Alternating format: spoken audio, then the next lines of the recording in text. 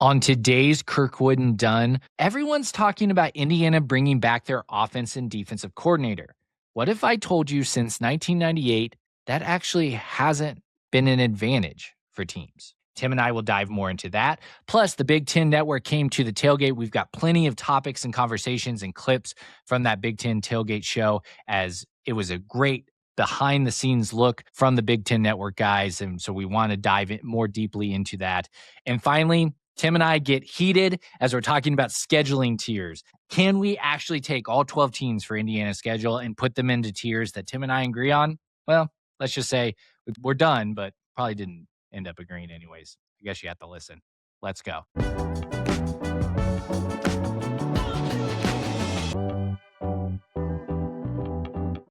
Things that you were able to do that I think is pretty remarkable is hold on to your coordinators. So let's talk about each one of those guys. Start with Mike Shanahan.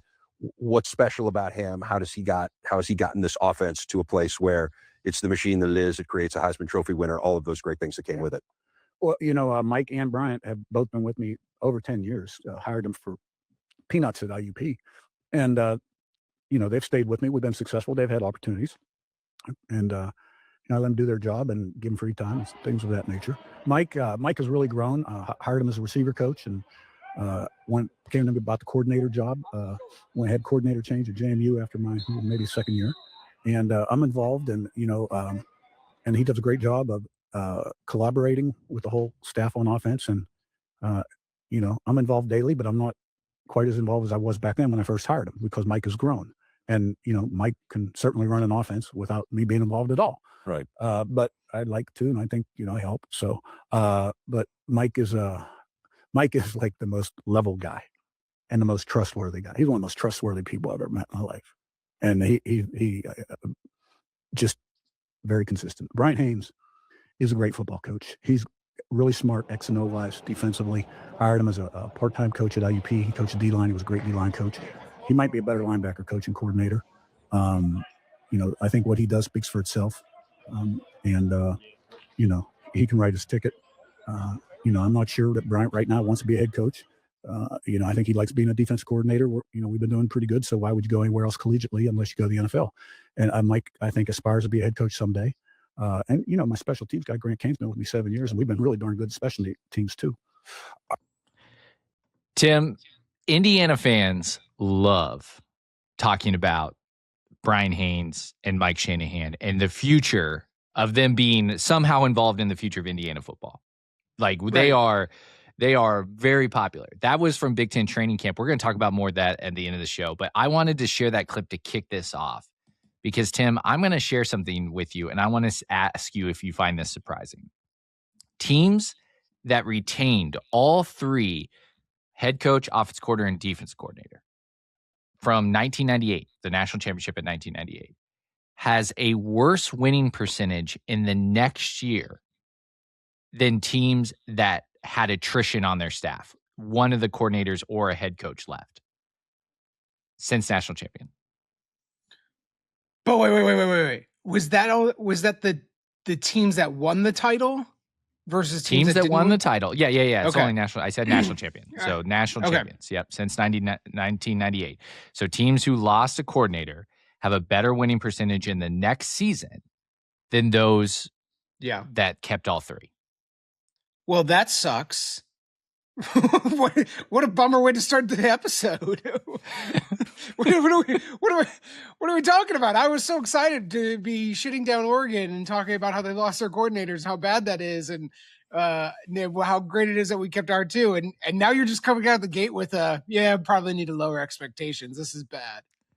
So your initial reaction, and by the way, I told Tim right before this, your guy Trent did some research before this, and I have obviously my notes right here. That's why I keep looking over to my left. There's no poking holes in that or wondering what that is. I figured of all people, you would be like, oh yeah, that's because X. No, I mean I would have I'm kind of thinking about it here live, but also. Tim has curious, that Tim never gets prepped for these type of things. I just throw it and get Tim's reaction because we love Tim's reaction. But I'm ready for Tim's reaction to that. I have finished exactly 2 cups of coffee, and so I am Tim, just do you getting think I up would to 2,000 RPMs.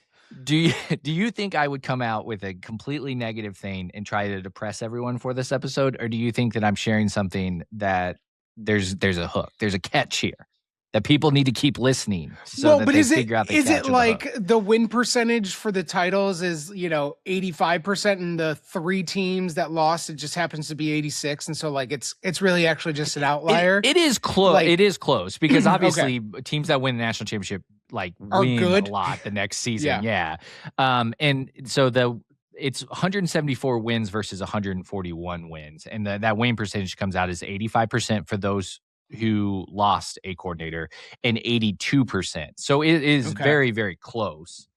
So yes, you're right in that point. But I will say I went into this thinking because I was trying to go through my memory bank of like all the national champions I know, and I went all the way back to 1998, and I think that's a key thing here. I was like, wait, I went in with the preconceived notion that easily the teams that retain their whole staff would be good. Right? Like, I mean, like Yeah. that they would be better than the ones that have. Is this like what I wonder what happens if you make it a three group of title champions that retained all coordinators, title champions that lost one, and Alabama. Because for that solid Okay. decade run, also Nick Saban just replaced one coordinator with another elite fired football coach, the Nick Saban rehabilitation program. And I feel like Nick Saban here is carrying a lot of the water on the like, oh, but they lost a coordinator. It didn't really matter. And they still end up winning. Like, I'm trying to think of who would have won the title and lost a coordinator. Like, I maybe like Clemson, but no, but like they kept Venables for so like, I'm trying to think of who that's actually it. This is about Alabama, right? Yes. Losing your coordinators isn't a cause of winning. It just means that you're Alabama. Right. Like, There we go. like There we go. that's- that- It that's just what means it you is. had Nick Saban as the head coach. Yes. Got it. Yes. Yeah. Yeah. So a couple of fun facts here, and I think this is interesting. 9 of the 13 teams that kept everybody were pre 2026. Or sorry, 2006. They were Right. pre 2006.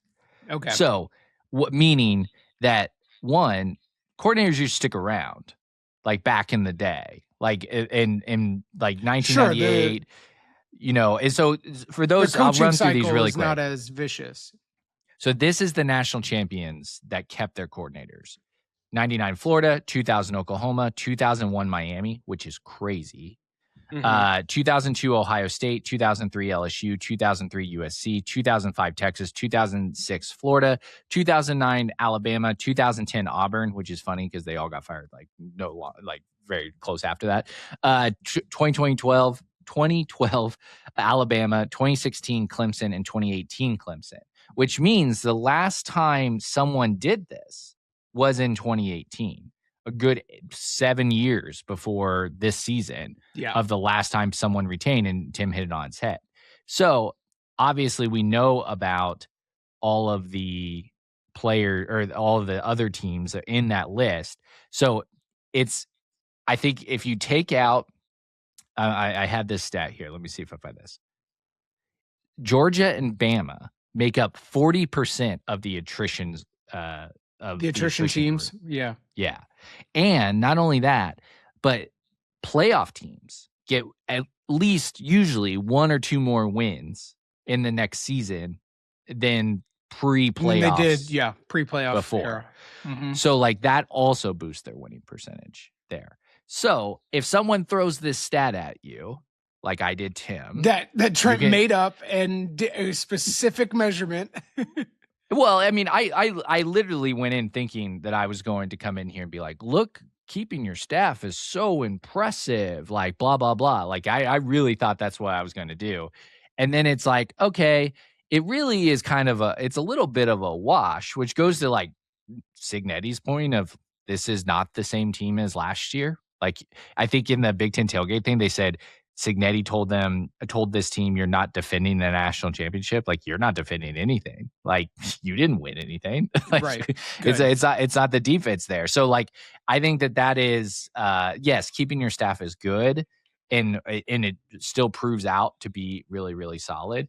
When I was doing my research, the most disappointing or another thing that came out was, which hurts Indiana, by the way, is the quarterback issue, which is Sure. the teams that lost the star quarterback have a worse winning percentage than the ones that retained a quarterback. It doesn't even have to be a star, which no doy, like, of Yeah. course, right? Like that's a very obvious thing. Like if Clemson keeps Trevor Lawrence, they're going to be good the next year after he wins the national title his freshman season. So like there is some relevance to that Josh Hoover is new, but this is also a different era of college football. Right. Well, and it is clearly Cignetti is the exception that proves the rule. That, yeah, it's really hard to bring in a brand new quarterback or to have a new quarterback starting for you each and every year, except Cignetti's the only person in college football that continually gets like top all conference play out of every quarterback that's brand new every year for the last 7 years. So you can say to yourself, hey, the rule is they lost the Heisman Trophy winner, the 1-1 draft, quarterback. It's going to be hard to replace, except you're going up against the other part of that exception where that's all he's ever done is replace a quarterback and get really, really high level play. It's not to say Indiana might not win the national title, but it's to expect Josh Hoover to be bad or to be the 2025 Josh Hoover is actually running counterintuitive to everything we've actually seen from Curt Cignetti. Yes. Yeah, for sure. So I think the thing that if Indiana fans, the payoff here from all this statistical thing is that continuity raises your floor. It doesn't like your ceiling it's not like extends your ceiling. It doesn't guarantee success at the very highest levels. But the continuity teams that continued, exactly one team finished worse than 9-4. And of course that was Auburn. And as I mentioned earlier, that whole coaching staff was fired. Like Cam Newton was that national championship. It's what people think Cignetti or what Fernando Mendoza, like the haters are like, oh, that lose our Heisman quarterback. Like, nope, that was actually Cam Newton in that situation. And then the worst outcomes for non-dynasty attrition teams is LSU. 2020 was a weird year, but they went 5-5. I think they wouldn't have been good regardless of COVID. Michigan, because Sharon Moore gooning in the bathroom. And then LSU after Saban went 8-5. And then so 3 out of the 9 were 33%. So when Adam Brenneman and all these folks are like, Indiana's going to win 8 or 9 games, that is rowing against the tide, because the comparison for Indiana from a dynasty perspective, or what can be set up as a dynasty perspective, is not Auburn. We do not think freaking Curt Cignetti is a flash in a pan like Gene Chizik was. It's Clemson. And Clemson consistently set up a foundation to be relevant and be right there. Yeah. Well, and I'm glad we're starting the show here with the Kirkwood and Dunn Analytics Department level research, because the one thing that you could also bank on when you're trying to all right, what is the stat or the elements at play in the history of recent college football that could predict future success?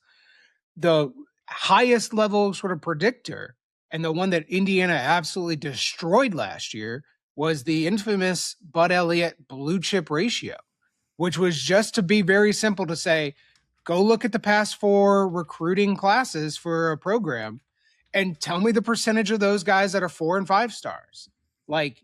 Just tell me that, and then sort that from descending, and then probably one of those top 4 is exactly who is going to win the title. But Indiana was 40th on that list last year, right? Miami doubled them up in terms of title, or blue chip ratio. That Ohio State doubled them up, tripled them up in that. But we blew right past that. Does that mean Indiana was lucky? Does it mean that the formula is now broken? Does it mean the new era of college football is kind of very different? It's probably a little bit of all of those things, right? That it's a new era of college football, so blue chip ratio probably didn't mean as much. And then when you dig deep into it, the sort of post-op of this past season, a lot of college football analysts said, Ohio State had the highest blue chip ratio, and Miami was really high up there, et cetera. But as a subset of their own team, they were not as high as the peaks of Alabama's and Clemson's and Ohio State's in the early 10s. So that was the difference, right? In 2016, Alabama could try 4 different guys who had 4 or 5 stars at a right quarterback, and one of them would work. But now they only have 2 instead of 4. And if 2 of them don't work, now they're really struggling. And so the difference now is like really flipped for roster construction that has really leveled out the talent field and allowed somebody that was elite at a different trait, Kurt Cignetti, Mike Shanahan, in terms of developing quarterbacks, getting high level floor play out of that position, talent evaluation, bringing 3-star guys up to playing like a 4-star level. All of those things now is what enabled Indiana to flip. So I think as we're looking towards the future and looking towards this 2026 season, what is a predictor? I don't really know or have that answer, but I think you are probably wrong if you're just going to go and say, well, this just doesn't happen like this. Like, that's not the way that this goes. And that's the fatal mistake. Indiana may very well not even play in the national title game or make the Final Four or whatever, but to say that they're going to be bad is probably you're not using enough of the most recent data points to indicate that. Yeah, I think there's a lot of history pointing to it. There's a lot of new ground since Indiana's the first team in this modern era to get to this point. It will be interesting to see kind of how it all shakes out. I think we should just note that it's not a magic bullet for a back-to-back national championship that we returned everybody. I think that is very important to note for a lot of Indiana fans. So, like, you can't just say, "Oh, you brought everybody back." It's there. It makes up the team. It makes up that roster. We'll get in more to the training camp episode that everyone should go watch on BTN Network. It was really, really good. We'll get more in some of those clips later on in this episode. Tim, let's actually get into the season and talking about our schedule. Yes, Tim, I'm going to talk to you about scheduling philosophy later in the show. Goodness. I'm sorry. I'm going to do it this again. I have to address this, but that's not what we're talking about here. We are going to talk about the schedule itself for Indiana. So pull up, make sure you have it up, the 2026 schedule, and we are going to try to tier these out. So what are the things that we are going to, the games that we're going to put in there? I didn't come into this going, all right, Tim, this is the name of a tier and you're going to need to put it in there. We're going to determine that together. People really liked our SWOT analysis, by the way, of us trying to figure out where we were going to do stuff. So this one, we're going to try to figure this out as well. So where do you want to start? Do you want to start on the bottom or do you want to start on the top? I think we start at the bottom. Yes, I agree. Come up with a name for it. We'll go from there. Let me ask you this. Looking at the schedule, I've got 3 tiers. Okay. Would you have 3 tiers or would you have like 4 or 2 even? I think I was drifting towards, because I think the natural, like, we won't name them this, is like easy wins, toss-ups, trap game, like, or a toss-ups, and then like could lose potential or something. Losses. Yeah, I think I put like a more of a, I think there's probably a 4th one in there when we break it out, because you might argue Minnesota's game versus a North Texas and be like, oh no, there's actually are differentiated. Maybe see 4, but I would have 3. I don't think there's more than 4 for sure. Sure. Okay. Okay. So let's do the bottom. What do you have a proposal for this tier? Yeah, this tier I would call lay the points and cash those checks. That's the name of the bottom tier. Because Indiana is going to dog walk the floor on these teams. Like, this is just, these are the bad teams. Well, I was going to propose the Purdue tier, but your tier name is synonymous with what I was going to call it. That could have also worked, yes, as a Purdue tier, which is a who is going to lose by 100. That's the Purdue Boilermakers. Okay, so in this tier, Purdue is actually very much could very well be in this tier, have the largest margin of loss against the end of the season. Oh yeah, like so like Howard might do better. I actually think so. I like, because Indiana tries. I mean, Cignetti talked about this, and what we'll talk about scheduling talk. they were talking about Dolson's scheduling philosophies, what Signe talked about in an interview, and he talked about he likes nice to easy pass games. that buck onto the AD. Right? He likes those easy games at the beginning to like build up, and so that you're at your peak when you play a team like Purdue. So like, yeah, Purdue, if Indiana's humming by that point, yes, Purdue could very easily lose worse than Howard. I think so. We could be playing some freshmen because now it's all 5-5. Just like, sure, guys, go out and get some run that they don't quite know what they're doing. Howard scores a few touchdowns late just because. I could see it. So let's put the teams in this tier first. So we're thinking Purdue. We're thinking Howard. Who else are you got in this tier? I put the other two non-cons. I put North Texas and Western Kentucky in there. So I'm going to make a case that North Texas needs to be out of here. And the reason why is because what we saw last year against Old Dominion, now North Texas lost their starting quarterback and their head coach. So that is there. But Taven Jackson might have that edge to him. And Indiana came out of the gates pretty slow last year to start the season. Like slower than normal. Here's my counter argument. We've watched Taven Jackson against elite Big Ten defenses. Not great. So I mean, he's going to come in with he went North against Texas Washington. squad. I mean, Washington's defense was pretty good that year, or the year that he beat. I think it's. I will say you're strong. You're strong. Yeah, probably. Tim's going to look that up while I make this point. Yep. Your strongest argument for this is not because Josh Hoover and them are going to score their what will end up being their average for the season, which is probably over 40 points. Your strongest argument for this is I don't know how Minnesota is going to move the ball against the Hoosiers, let alone North Texas. Right. Yeah, I don't know about that. Let's see. We're on to Friday. So if you allow your opponent in the first game to have 0 points, which Tim and I are notoriously bad at picking shutouts, if you allow your team to have 0 points, then you're going to be in a situation where you might actually, cover even a 21-point spread because you're not going to allow them to score. I can't. This is ridiculous. Okay, well, I'm going to look and I'll find this very quickly, I'm sure, because that's usually how this goes. Search on the damn Action Network site and they're listing every possible game. Just give me the top 25. Give me a filter. Tim doesn't know. You can just ask AI website development what these is days. the line for the North Texas game, and it will tell you, but it's okay. He's a traditionalist. He doesn't believe in AI. He's trying to save the Amazon forest. Right. Tim's seeing all this flooding that's happening in Indianapolis and is like, it's AI usage that's causing this. It's depending upon your book of choice, it's 40.5 to 42. So you mean to tell me North Texas doesn't belong in the easy game section? Yeah, I actually that makes it more that they will not, that there's a very good chance that they don't cover the spread. Well, I'm calling it. You named this lay the points.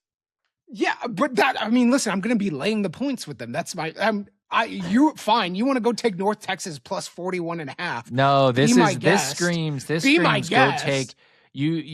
go take the team total under of North Texas. That's the bet. But that's going to be like week. 6.5. That's a loser bet. That's a loser bet. Anyway, maybe. I would rather just be betting each of these games for Indiana to cover the spread because they're going to be right around this number. I'm sorry that I'm big braining this more than you, that I'm going to inflate North Texas in the non-conference so that the conversation around this is when Old Dominion is ranked higher in FPI than Missouri and North Texas is going to be ranked higher in FPI than Ole Miss this season when their bottom falls out. I'm just looking to inflate that number. All right, what's the next tier? Okay, I'm going to use my one beat. Do you don't have anybody else in this tier? Lay the points and cat. Well, I've got you're making this you make this a gambling thing, which a gambling thing is like, yeah, Indiana's like going to cover against easily 11 teams out of their schedule. Right. Like, That's why. yeah, I'm but like getting- that's not like I don't think that's like It's- the I'm not, like- fair.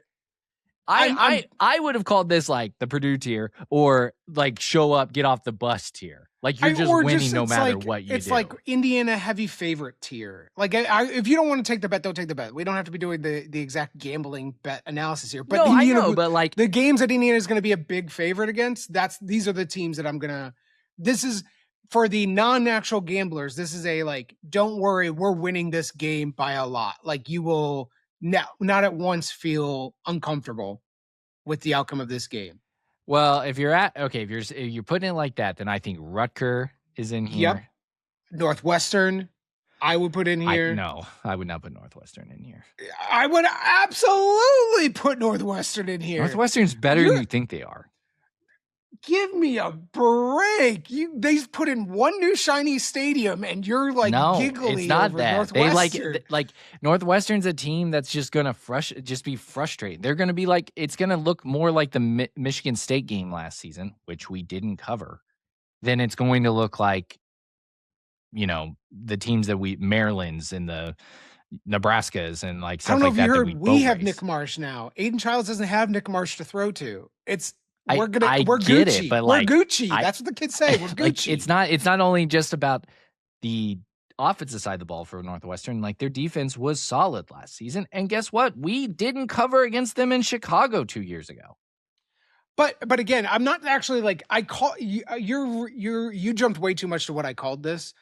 I'm not really saying like we will actually cover the spread, but the spread will be huge. This is like our That's the tiers point. are like our scheduled tiers that are like, yeah, is Indiana going to win the game and probably win it convincingly? Then we have 10 teams in here. Like you're talking that's about exactly a my two-tier point. That's schedule. exactly my point. No, there's Chris. some I would have differentiation. There is No. possibility that Northwestern gives Indiana a game. There is a possibility.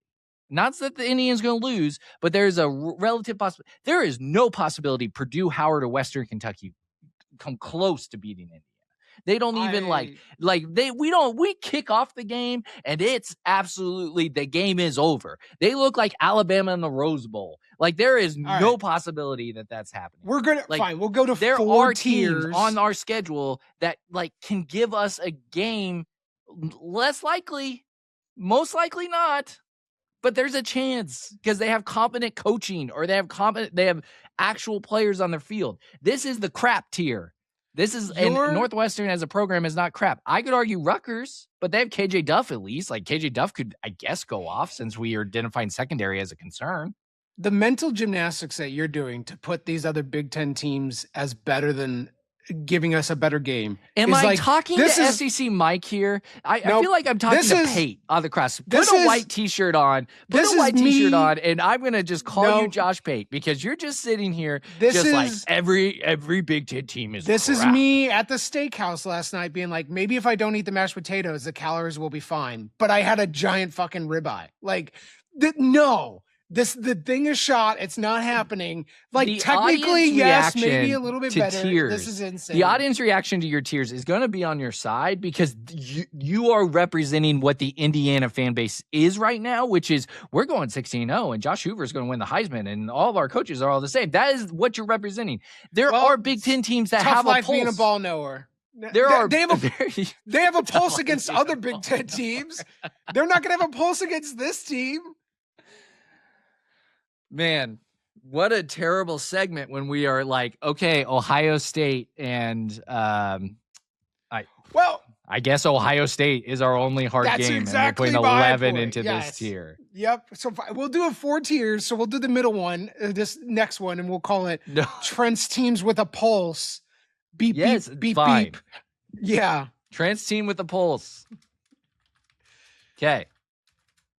I'm putting North Texas in here. This is mine. Tim thinks they're dead. And Tim thinks they're dead. Tim SEC Tim says they are dead. It says they're DOA. They're dead on arrival when they get to Blue. Yeah. All right. So in this tier, which by the way, I honestly, in the lay the points and cash those checks, do we get a bye week before Minnesota? We get it after Minnesota. Okay, so then It Minnesota is needs after to be in here. Minnesota, before USC, USC. and Yeah, which we're going to destroy. Do you want to put USC in the lay the points and cash those checks tier? I already put out there like a week ago that I was ready to take Indiana alt line minus 27.5. I'm actually with you with this one. Okay, North Thank Texas. you. Minnesota, because it's going to look a lot like Wisconsin last year, where we are going to be like, Sure, we're we'll coming be off tired. Michigan and all that stuff. Yeah. Yeah. Nebraska is in this tier, in my opinion. Northwestern, Rutger. Honestly, you could have argued for this harder. I think Rutger is in the lay the points, cash those checks tier. Okay. Yeah, I think that's it. I would have put, I mean, obviously we've been arguing about it, but like I would have put most of these in the other tier, with the exception of Nebraska. Nebraska for me was in my middle tier. But I guess I get that these teams do have like slightly more of a pulse. I would not, I mean, okay. Yeah. All right. We'll keep it moving. Who are you like shocked that I have in here? Well, but I'm making jokes about USC. I would not actually put USC in the lay those points tier, the real bottom tier. Like there is, I'm now making the argument back where like a world where Jordan Maeva is actually good and USC like makes a very competitive game. I don't think it's likely, but like, I screamed and yelled about it and I changed the whole system around. I can put USC out of that. All right. Okay. Who's the next tier? So this tier would be the like, actually might be a good game. We need to make sure we play well. I don't know how to phrase that, but like might actually be a good game. We have to make sure we play well. Tier. Or this is this tier is the ESPN haters doing upset alert segments. That's what it is. No, I like our first iteration. This is going to be Desmond Howard being like, I don't know, putting Indiana on upset alert. Like, that's what that. This is already. I mean, then USC's in this one because this is already happening. Obviously, yeah, 1,000%. USC, Michigan, Washington. Yeah, this is the tier. Okay, then what's the name of our last tier? The game of the year, Big Ten title game participation playing game. That. And it's Ohio State. Yeah, that's it. Yeah. Okay. So here's after all that, if you stuck with us, scheduling the tiers is lay the points and cash those checks. Purdue, Howard, Western Kentucky, Rutger. And by the way, if you don't know why we're not saying the S there, it's a long running thing that we will never say the S on Rutger because they lost it when they only had one rushing yard a few years ago. Trent with a pulse, or not Trent. Trent says teams with a pulse. Team with a pulse. SEC Tim says they're DOD. North Texas, DOA, Minnesota. You idiot. DOA, dead on arrival. Department of Defense. Sorry, I'm typing and talking at the same time. I would be Josh Hoover at TCU. Just like can't do multiple things. Right. North Texas, Minnesota, Nebraska, Northwestern. Might actually be a good game. We have to make sure we play well tier.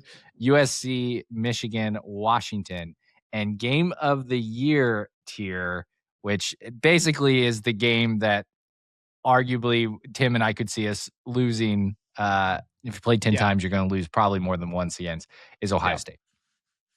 Ohio State is very good for all the haters in there. We have a lot of Ohio State listeners that maybe will defend that as there because a lot of people are like, Julian's saying he stinks. It's like, oh, he stinks because Bryant Haines made him look stinky.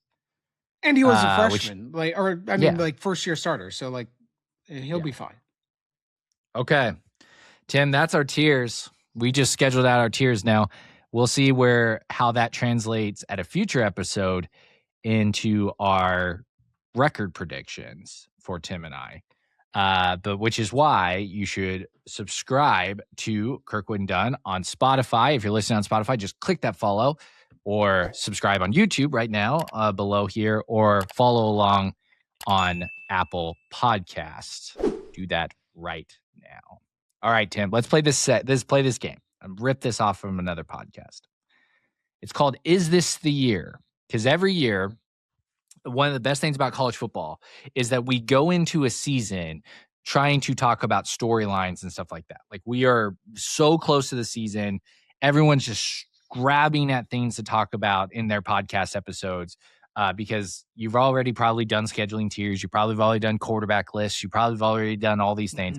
And then we're doing this. So these are national storylines I want Tim's reaction to say, is this the year? So, Tim, I'm going to just ask you because I know what they are. And then I'll react to what you say. Is this the year the SEC wins the national championship again? Why or why not?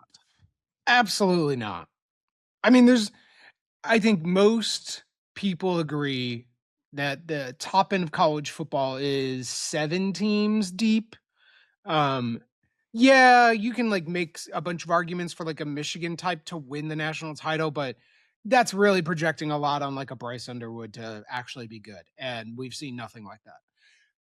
But of those 7 teams, only 2 of them are SEC teams. So if you're telling me SEC or the field, give me the field because Notre Dame will be good. Miami will be good. We know Indiana, Oregon, Ohio State will be good. And you're counting on Kirby Smart when maybe he doesn't have an entire NFL defense on his roster and Steve Sarkisian to like make do here. This is not going to be an SEC title year. It may not be a Big Ten title year. It's not going to be an SEC title year. I don't think we've been really blessed as Indiana fans and Big Ten fans, really, if you like just think the conference is the best Big conference. time, like, baby. We're Big Ten. All the evidence has been in your favor that you are the best conference. We've been really lucky in that. I don't think the SEC will win the national championship again. Like, there's not a team that there's only probably, I think that for me, there's only one team that I think out of the SEC has a chance to win the national title, and it's not in Athens, Georgia, by the way. I believe that we aren't lucky enough, though, that LSU, that the SEC, you distracted me with your Longhorns for the audio listeners that he's holding up. There's only one team that, Tim, you have derailed my thought. I look down and all I see is like you throwing up the horns. Deep and I'm in like, the heart yeah, of that's Texas. it. Do I want to comment on that? Okay, well, I was going to say, we're not lucky enough that the SEC is going to go over against other Power 5 schools, Power 4 schools. We're not lucky enough that that was phenomenal that they only beat Group of 6 teams and they only beat themselves in the playoffs last year, which is hilarious when they get 5 teams in and that's their record against anyone outside the SEC. Okay, fine. I think they will. I think they will get a win in the college against a different Power 4 team. Yeah, I don't. But look at the math, right? If we just went through those 7, let's just assume those 7 get in. Let's assume there's a group of 5 team getting in, right? Mm-hmm. Okay, so that's 8. There's 4 other teams. 1 or 2 will probably be another SEC team at least. So that's like an Ole Miss or an LSU or something. So who is the Power 4 type team that's going to get in that they're going to beat? Like if like a USC gets in and then they beat, you'd have to have the seeding work out that they beat a USC. I don't know that the seeding is going to work out that way. Like I think I would say it's more likely than not that we're in a world where this year's playoff bracket and outcomes looks like SEC team not beating another Power 4 conference team.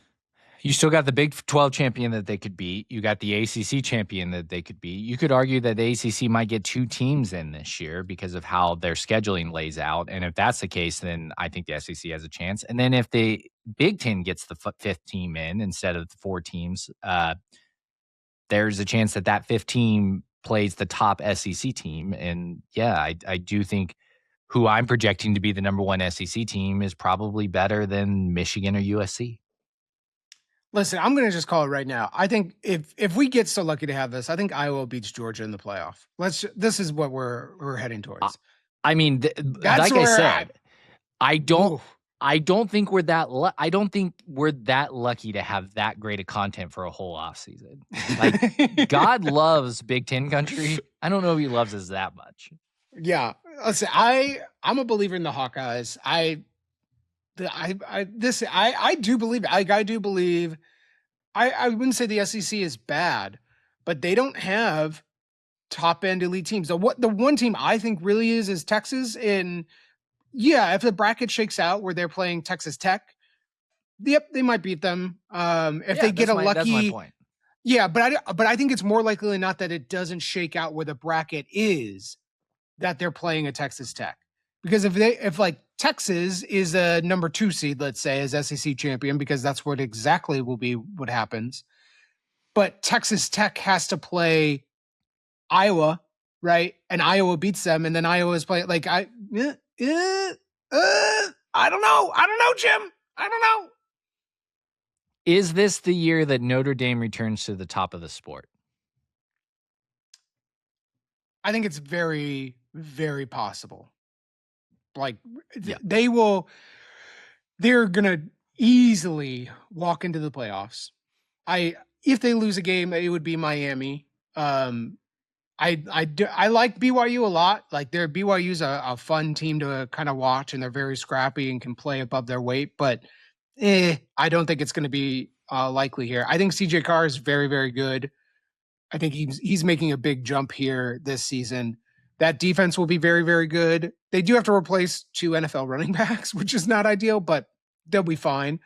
So I wouldn't be shocked if we're in a world where Notre Dame is actually the number 1 overall seed, because they'd be undefeated with a win over Miami, and could pretty easily get themselves, into the title game and win it. So I don't know that they're not my pick necessarily to win the title, but I would love to have USC on my sort of like Rolodex of bets for teams to win, or Notre Dame to win the title. I think it's very, very, very likely. Yeah, top of the sport is obviously a very loose term. Like, I would argue that Notre Dame 2 years ago was at the top of the sport. Sure. Like they were on the precipice. They're in the title game. And winning it. They were in the title game. So I do think that will be top 5 all season long. I think a loss to Miami, if they were to lose to Miami, it doesn't hurt them as much as, they can still be 11-1 and make the playoffs, as Tim's saying. So I think that that's the case. And I think there'll be times this year that will be like BYU, I don't know. And then they'll just boat race them, right? Like I do think that that's going to be kind of like the Pitt game last year, when we're like, maybe Pitt, Pat Narduzzi, they can give them a tough game, and Notre Dame won by 40, right? Yeah. So I think that that's the case, that they will be there. And really, in my opinion, they probably have a 1 game. I mean, you could argue a 2-game playoff season, BYU and Miami. Like, you got to win one of those games, like, and be fine. Like, even if they lost to BYU and then beat Miami, they're in. Yep. So 1,000%. And last year they went 0-2 in those games. Okay. Is this the year someone other than Texas Tech wins the Big 12? I in my heart want it to be, because that would be funny. It's very, very funny, because Texas Tech is spending $40 million on its roster and spent a bunch of it on a quarterback that has a gambling problem. But it's really hard to see, because they still have a light schedule within the Big 12. Yeah, they have an easy schedule. Somebody is going to have to pull off a real major upset, I think, for Texas Tech to not win the Big 12 and get through. So I'm going to say yes. And the only reason why, would I be shocked if Texas Tech wins the Big 12? Absolutely not. But the reality is that Texas Tech, everyone acts like they're this juggernaut who's been there forever. They really haven't been there forever. Like, they've only won the Big 12 championship 1 time, and that was last year, right? Yeah. So it's not like they've ran off this whole stuff. And we've talked about this a lot, that so many people are like, oh, man, that defense is going to just be excellent. They lost their best linebacker and multiple interior defensive linemen last year. And sure, they recruit very well. They also lost their defensive line coach, their development of their defensive line program. I think it's one of those things that what you say is their strength, when we know they really didn't upgrade in any other area, is I just am skeptical of it. Now, they did make the second best team in the Big 12 last year, BYU, look really bad in both matchups that they played, but they lost to Arizona State. And Houston's going to be pretty good this year. And that's a game that Houston, or the team that could rise up and win. Utah, we'll see how I think Utah's the team that probably falls off in the Big 12, but their roster is still pretty good. And it's not like they completely changed their system. And we'll see if there is a team that can rise up to beat them. I think Tim's point of their schedule is going to be in their favor. That really the only chance for Texas Tech to not win the Big 12 is for them to get clipped in the title game. Like they're going to be in the title game. 1,000% they're going to be in the title game. And yes, when they get there, maybe BYU comes up, maybe Houston does, and that would literally probably mean like Will Hammond getting hurt in the title game. And then they got to go to like, I'm not a big believer in Will Hammond, but I think he can be more than satisfactory ultimately to give them good quarterback play, and the defense will be really, really good. So Texas Tech is making this, I think. Is this the year that Miami finally wins the ACC? Boy, it would be so funny if they continually do not. Somebody was making a joke yesterday about Darian Mensah showing around his Duke ACC championship ring to the entire Miami team because they can't win the ACC. You came around on Mario Cristobal last year. I did. But boy, do they really pull out some dumbass games sometimes, like, Louisville last year. But the problem really is that the rest of the ACC is so bad. So bad. Who am I excited about? Like, definitely not Clemson. That team is going down a roller coaster so fast. Does Miami play Virginia Tech? I don't even know, but like, I'd be talking myself into James Franklin winning a big game. I don't, not going to be on my radar probably, even if they play him. So the Notre Dame doesn't count because they're not really in the ACC. So I would have to lean on them actually pulling it off, but it would be very funny if they don't. I think it does happen this year for Miami. I think it's one of those that just like Texas Tech, I don't see a pathway for them not to make the ACC title game. So Miami's schedule, they play on the road at Stanford in their first game at like 9:00 at night. Like that would be so funny. It would be very That would funny. be so funny. It would be extremely funny. But I'll take Miami minus 30 in that game.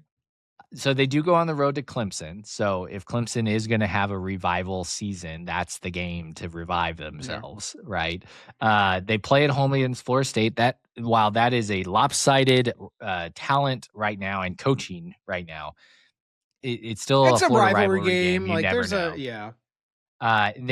There's really no one else. They do play at home against Virginia Tech, but if they beat Florida State, their ending schedule is home against Pittsburgh, at UNC, which Bill Belichick might already be gone by that point. Gone. Home against Duke, home against Virginia Tech, and home against Boston College. Miami, Florida plays 1, 2, 3, 4, 5. 5 of the last 6 games are at home in the ACC. They better get to the ACC title game. Yeah. The team that I think could actually surprise them is a team that haunted them last year, and that's Louisville. Like, I think Louisville's my dark horse pick for the ACC. I really like what Jeff Brom is doing down there. And Lincoln Keenholz, who's, the Ohio State transfer, people were pretty high on him at that program, and they just have a lot of talent over there. And Jeff Brom is a good coach. He is. Yeah, and he gets good quarterback play. So, yeah, I think it does. But, man, it's going to be – you are right to say Miami better be in the title game. And then it's just a matter of could that one game happen? I don't think so. I think Mensah is a good enough quarterback. I think they've solved some things. They have so much talent. It would be very funny, though, if they didn't. Is this the year Lincoln Riley breaks through at USC? No, absolutely not. So you don't think they make the playoffs? Because I think that would be breaking through in this modern Big Ten. Is if they make the playoffs, that would be breaking through. I don't think I'm going to go pull up their schedule. They got to beat Washington. You got to beat Washington. You probably got to clip Oregon, Ohio State, or Indiana. You play all 3. Right, and that's my thing. I think they lose all 3 of those. They don't beat Oregon, USC, or Indiana, or Oregon, Ohio State, or Indiana. I think they can lose absolutely to Washington. I think they can lose at Penn State 1,000% east of the Rockies. That is the only game for Penn State. Like Penn State also has a booty cheek schedule. You're like, that's going to be really, really tough. You know, I don't see this. UCLA not going to be, rivalry game. I don't know that it's going to be the easiest win for them. I don't think USC gets in because I think it'll be the whole scheduling thing. We're going to hear it time and time again. And we're going to be talking about like 9-3 Ole Miss versus a 9-3 USC. And people are going to go, who is USC beat? Who is USC beat? And that, like that'll be the narrative. I don't think USC gets in this year. I like hearing that and like just thinking about it. Is Lincoln, I've said Steve Sarkisian's the James Franklin, could be the James Franklin of this year, where he's fired and like unexpectedly, like in the middle of the season because the bottom falls out. There's no way it's Lincoln Riley, is it? No. Because I don't think USC really actually has the money. Yeah, he has a huge buyout where Texas did. Yeah. Yeah. Sure. And so it's Sarkisian actually has the money. They truly do. Like USC has more of a like, let's make the playoffs type of expectations, whereas the middle of expectations on Texas is a lot more of like, we need to be in the Final Four or in the title game. And if Texas loses, 3 or 4 or something, then that's what we're talking about. Last one. Is this the year that Auburn rises up and beats Alabama or Georgia? They're 2 rivalries games. I am on Auburn. I really am. I think this is a yes. You like Alex Golesh? Alex Golesh is fine, but like Auburn had a really, really good defense last year. They were just running out like a middle school football offense. And so it was really bad. There you have a lot of guys still back on defense. They're still a very, very talented team. And in a SEC conference that is more flatline, and you're getting a pretty good quarterback that is a veteran, has played a lot against SEC teams, has beaten SEC teams when he was playing at USF. And I think Alabama is booty. Yeah. I give me Auburn in the Iron Bowl. Give me Auburn as a very frisky team. I don't know that they actually make the playoffs, but I think they could be the equivalent of like a Vanderbilt last year, like in a different way because Pavia did so much, but like a very, very good team that's going to end up in the Pop-Tarts Bowl and getting blown out by Minnesota. But I still think Auburn can be very good in terms of the SEC standings. Yeah, it's hard for me to see those ugly jerseys and be like, I'm just kidding. I just said that for Tim's sake. See those Auburn jerseys and think that they're actually going to get their ish together.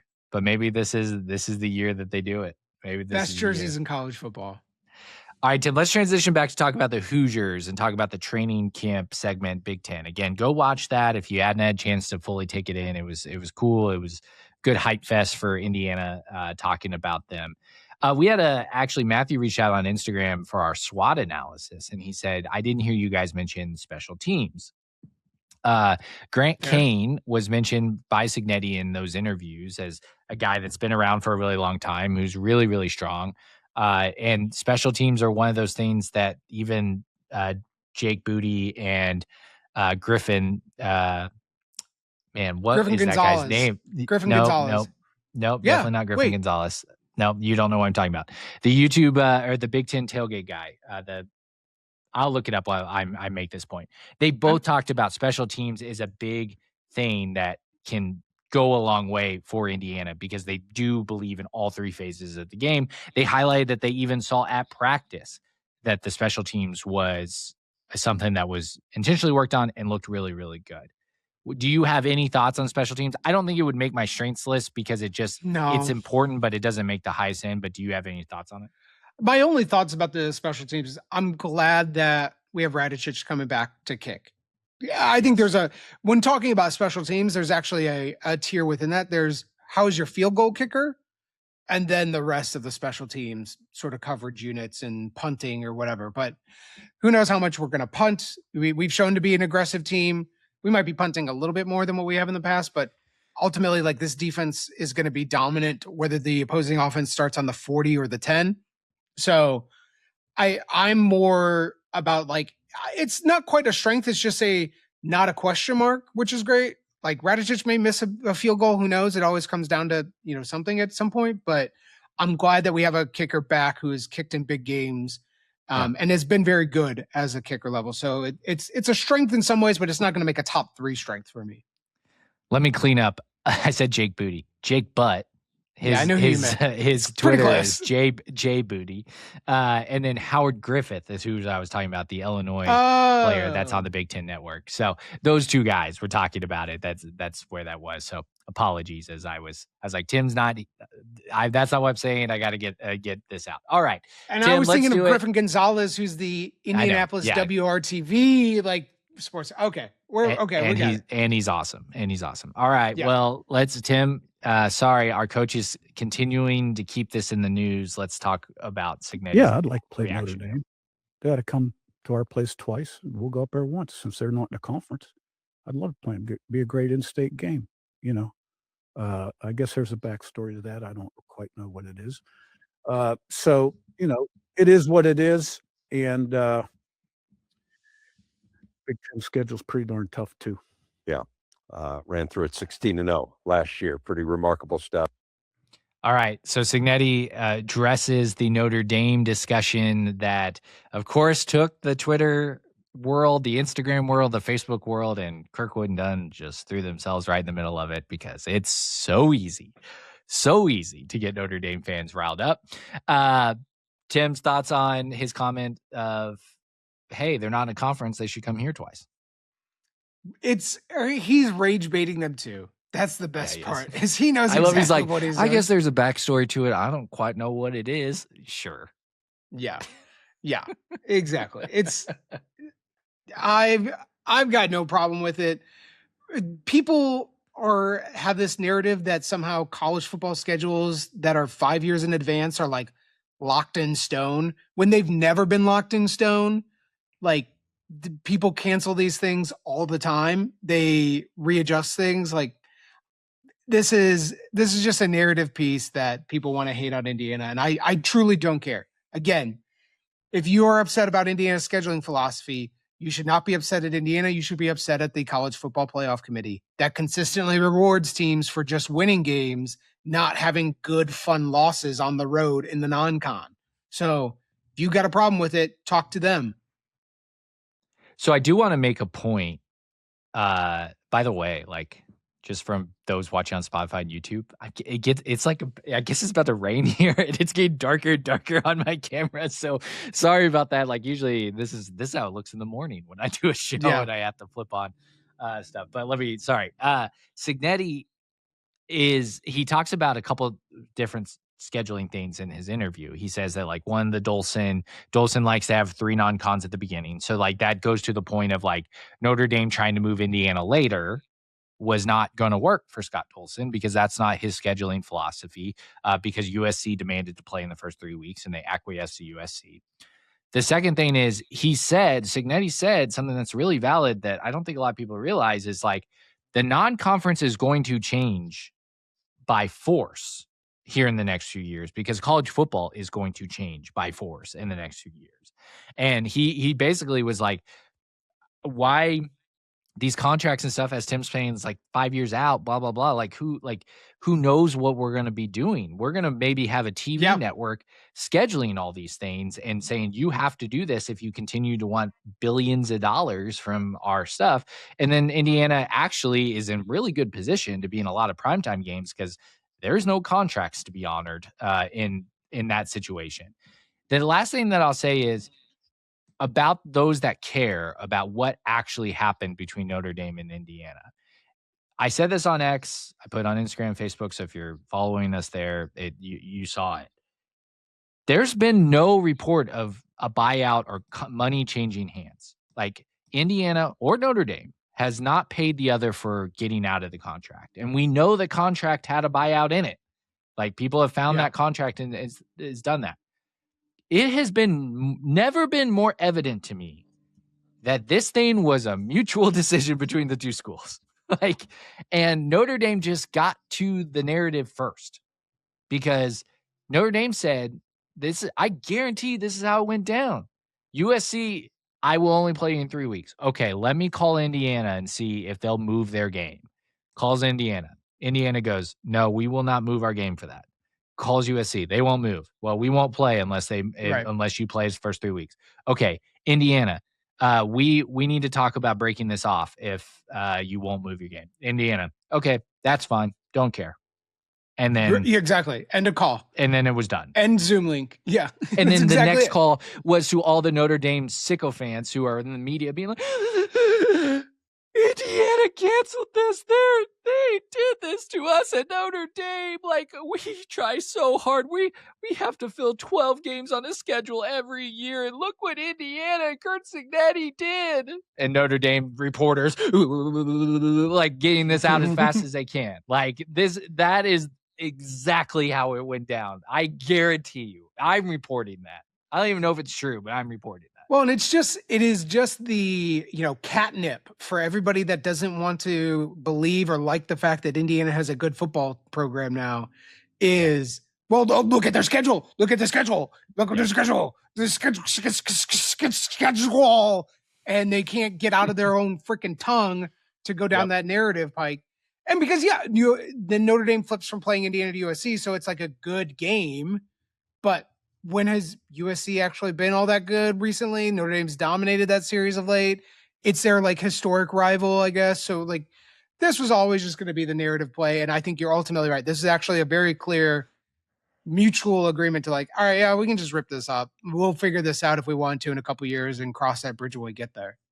Well, Crimson Cast, their X account, if you go look at what Galen's been tweeting, is all philosophy for the last day. And all the philosophy things around why lose a battle when all I care about is winning the war?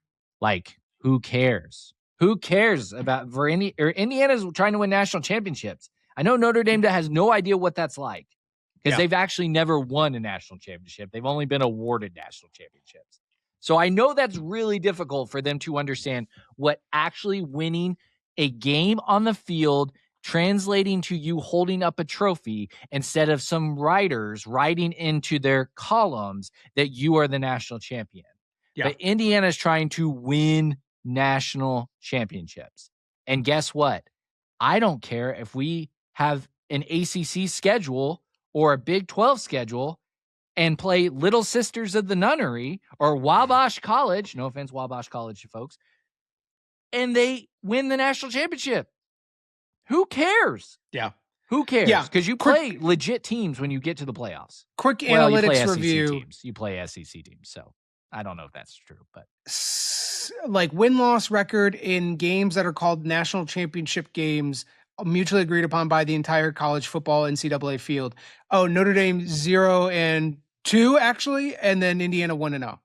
So, okay. Got it. Cool. Good analytics. Good analytics. Mm-hmm. Speaking of analytics, we've got a chance to spend some time with them. What stands out? What makes this staff and this program different? I think obviously it always starts at the top. Starts with the leadership at the school, and then obviously Coach Cignetti. I love these player interviews for Indiana. This is Josh Hoover talking on audio. They have burned these talking points.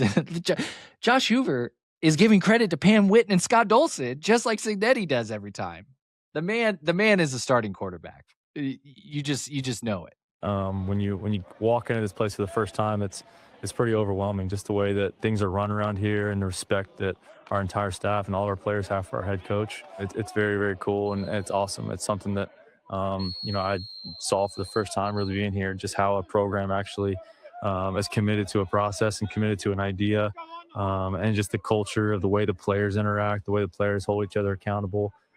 That's what makes this place special, and just the brotherhood. It's truly a place where it's not cliquey at all. It's guys love each other. They love being around each other.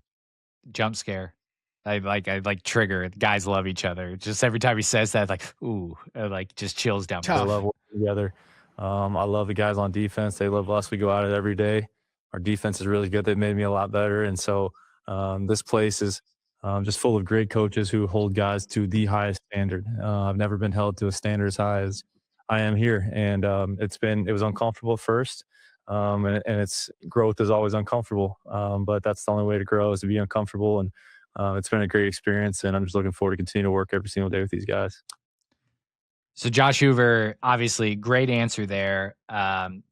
It's never, you never take a shot. He's not taking a shot directly at Sonny Dykes and TCU, but like, I've never been held to a standard as I have here. I mean, it's not a shot, but it is probably accurate. Yeah. And TCU is like flaming out in the Big 12, and Indiana won the national title. Like, if anybody has any sort of like, ooh, reaction to that, you should be actually reacting with a no duh. Like, obviously that's what is happening. It's just, yeah, Indiana's a better place right now. Like, of course it is. The big themes that came out of this was about the offense getting better going against this defense on a daily basis. Mike Shanahan in his one-on-one interview talked about the tight end position, something you and I have addressed. And he's like, those guys are taking their lumps against this, like trying to block this defensive line, which has been really, really interesting for it. Defensive line was, I mean, Jake Butt and Howard Griffith were like in awe of our defensive line. This is what they had to say about our defense, especially the defensive line. I mean, that's the deepest defensive line room, arguably, in all of college football. And they already were. And then you had Stephen Daly and get Kellen Wyatt back as well. When teams talk about depth, they usually mean their second guys. We trust them a little bit. But the second unit here for Indiana would be a starting unit and an upgrade over a majority of teams in college football. And the competition in that room is going to bring out the best in all of them. Which is really going to bode well for this team. This team, I think, is really set up to have a lot of success once again this year. And what we found, when you make deep runs, you need to be able to have guys that you can run through in waves. And that's what they have with this defensive line. Really good. I wanted to add one more thing to that. Knowing Haynes' defense, there's a lot of defensive line movement. There's defensive line games. There's run blitzes and pass blitzes. So the fact that you can tell that defensive line, go all out for 3 or 4 plays, we'll get you a break, and then bang, here comes another starting unit. That's going to be nightmare to try to game plan against for opposing offenses. If that doesn't get you excited to just watch what Bryant Haines is going to come up with with this defensive line, calling it one of the deepest in the country.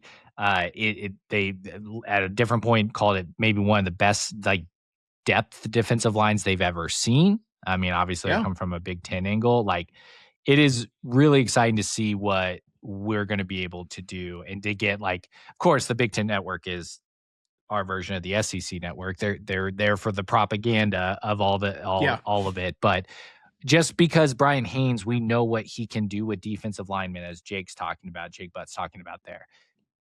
Tim, that depth is going to be unreal.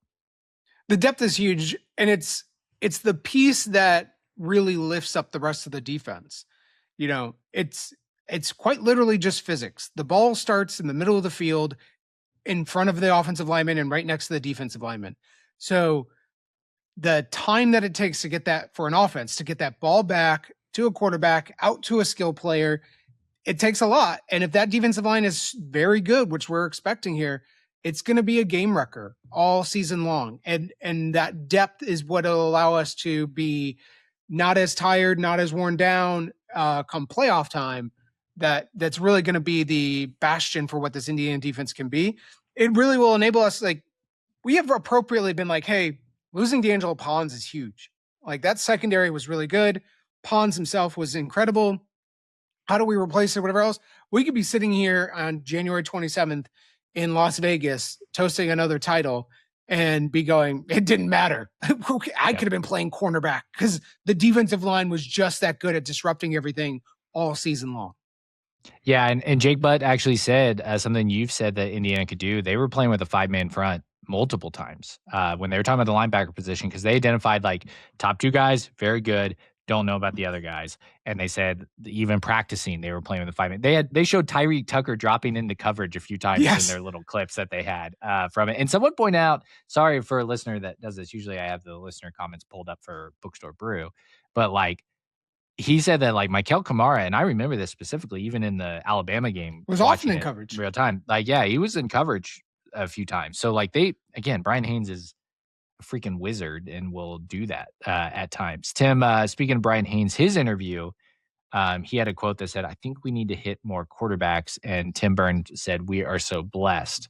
Why are we God, I so love blessed, him. Tim? I love it. That. What a maniac that had the second best defense in the country last year. And it's just like, I need to eat more quarterbacks for lunch. Like that's, I'm on a diet of nothing but quarterback sacks. Like I love it. The man is relentless at attacking the quarterback.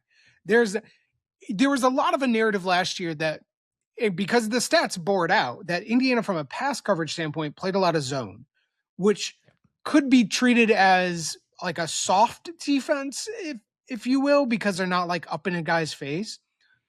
But the reality is that while the secondary was in a lot more zone coverage, the front seven was getting after it, and the guy wants to go even harder at the front seven to be attacking the quarterback.